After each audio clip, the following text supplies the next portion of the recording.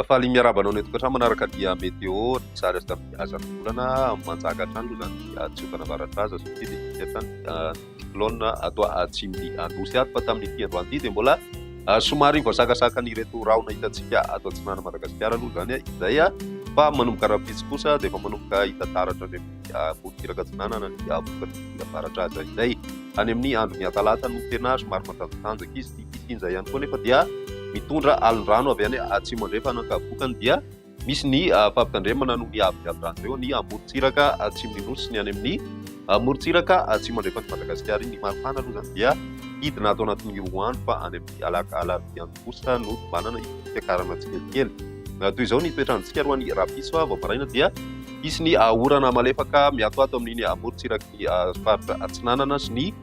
morotsiraky ny faritra ivatovavy ary fitonany toroizay koa ny any atsimo atsinanana ho an'ny distrikany Antalahy ihany koa mety mahazo izay orana izay ho an'ny rapiso ny ilany atsinanany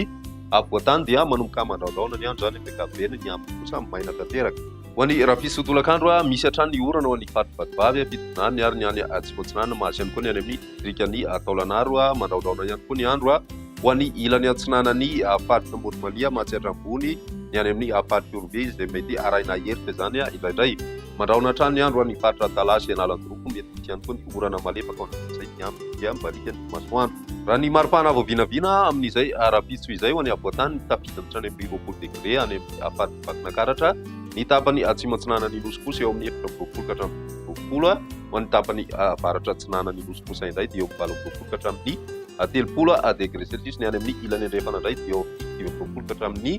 20 degré celsius ny maripana vinavina ny toetrandro vinavina ho an'ny andron'ny atalata manorana saika ny morotsiraka atsinanany nosy iray manontolo ny ilany atsinanany voatany kosa dia mandraona mety arahinelitra ary ny any amin'ny ilany andrefana maina tanteraka ny valika mony masoandro ampekabeny raha ny maripana